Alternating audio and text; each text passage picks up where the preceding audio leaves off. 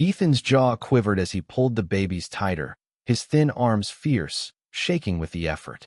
So what you're saying, his voice cracked, is they almost died because of your own family. Richard's eyes burned with shame. Yes, he whispered hoarsely. My own sister wanted to erase them. But you, his voice broke, then steadied. You, a boy who had nothing, gave them the one thing that mattered, safety. The twins whimpered in Ethan's arms, their tiny fists twitching. His head dropped, tears cutting lines through the dirt on his cheeks. I don't trust you. People like you. They take what they want and leave the rest to rot. Richard pressed a hand to his chest, his voice trembling. I don't deserve your trust. I know that, but I'm begging for it. I've searched every second since they were stolen. I followed a tip from a vendor. He saw a woman drop a box here. That's how I found you. Not by luck. Not because I was late. Because I never stopped. Ethan's lip trembled. His arms loosened just slightly. If they're really yours, prove you won't lose them again. Richard's gaze fell to the smaller twin's wrist. His hand shook as he pointed. That mark, a crescent birthmark. My wife saw it when she first held him. She said, that's how you'll always know he's ours. No one else could ever know that. Ethan blinked down at the mark, then back up at Richard. His breath caught. If your wife could see you now, would she believe you? Richard's voice cracked, his throat tight. She would be ashamed of me for failing. But she would be amazed by you. She'd call you brave, Ethan. She'd say you saved her children when she couldn't. And she'd tell me never to let you go. The sound of boots thundered down the alley. Flashing lights cut across the bricks as police officers and private guards poured in. Weapons ready, orders sharp. One officer stepped forward. Sir, we'll take them. No. Ethan's cry ripped from his chest. He clutched the twins again, trembling, desperate. If they take them, I'll never see them again. Richard's hand shot up, silencing the men around him. His gaze stayed fixed on the boy. Slowly, deliberately, he dropped to his knees, his expensive suit brushing the filth of the alley floor.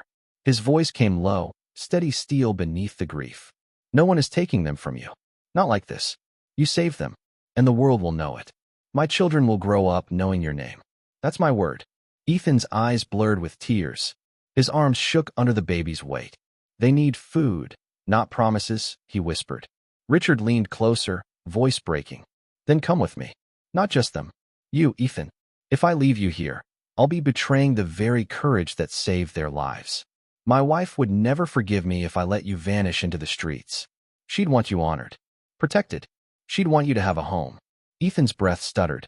His thin shoulders shook with a sound between a sob and a laugh. Slowly, achingly, he loosened his grip. His arms extended the bundle forward. Richard's hands closed over his children, pulling them to his chest. A raw sob broke loose. My babies, my babies. His lips pressed to their heads, his body trembling as relief surged through him. Then he looked back at Ethan. The boy's arms hung empty at his sides, hugging himself as though something had been torn away. Richard reached out and gripped his shoulder firmly. You're coming with me, he said, voice steady with resolve. Not as a beggar, not as charity, but as the boy who saved my children. My wife will never hear your voice, but she'll know your story. She'll know your bravery. Ethan's eyes widened. You mean it? Richard nodded, tears streaking his face. With every breath I take. An officer stepped forward, voice firm. Sir, what about the woman? Your sister? Richard's jaw hardened. His voice turned sharp, cold steel under the grief. Find her. No mercy. She bribed, she betrayed, and she abandoned innocent children to die. Bring her in. Charge her. And make sure the world knows exactly what she did. The alley went still, save for the soft whimpers of the twins pressed against their father's chest. Ethan wiped his face with the back of his sleeve, still trembling, but for the first time in years, he felt the faint warmth of hope flicker inside him. None of them would ever be the same again. Please stop crying, Ethan whispered, his voice cracking as he rocked the bundle against his chest. But the cries only grew sharper, two wails that pierced the night air of the alley. He pulled the cardboard flaps wider, breath stalling when he saw them. Two newborns wrapped in a single thin blanket, their tiny fists thrashing, their faces red with desperation. God! His filthy hands trembled as he lifted them, pressing their fragile bodies to his chest. He could feel their ribs, so small, so weak. Don't worry. I'm here. I got you now. A man in a polished suit passed by, glanced at him with disgust, and sneered. Using dolls to beg? Pathetic. They're not dolls. Ethan shouted, clutching the babies tighter. His throat ached. Tears stung his eyes. They're real. They're hungry. But the man kept walking, shoes clicking against the pavement, not even turning back. Ethan lowered his voice, rocking the infants. Don't listen to him. Nobody wanted me either, but I'm not leaving you. You're safe with me. Across the city, Richard Callahan's world was unraveling. His newborn twins, gone.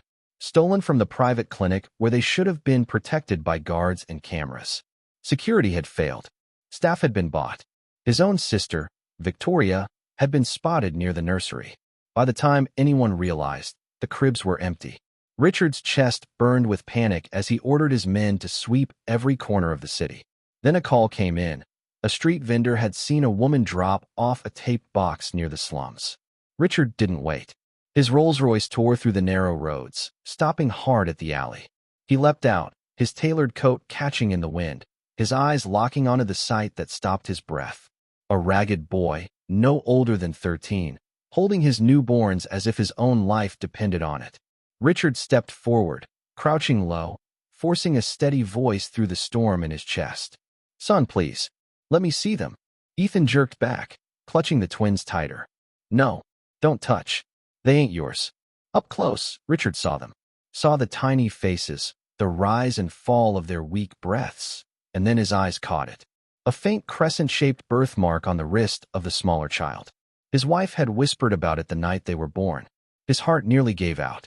These are my children, Richard breathed, voice breaking.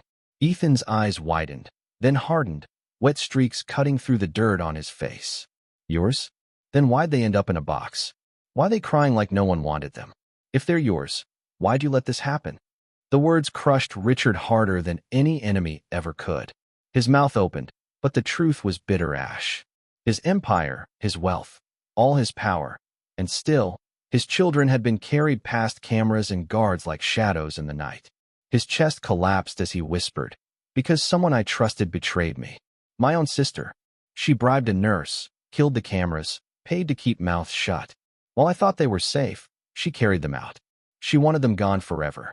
Ethan's arms shook, but he didn't loosen his hold. Rich folks never protect people like us. You say they're yours, but I've been the only one here holding them, keeping them warm. Richard's voice cracked, raw. You saved them when I couldn't. You're the reason they're still alive. Please, let me bring them home. The babies whimpered softly between them. Ethan looked down, then back at Richard. His eyes burned with mistrust, but also with something Richard hadn't seen in years. Courage. Home. Ethan whispered. Don't matter how rich you are. If you don't love them like I do, they'll just end up crying again. And in that broken alley, with a boy who had nothing and twins who had nearly been lost, Richard Callahan realized that no fortune, no power, no name in the world could matter more than proving he deserved to be their father.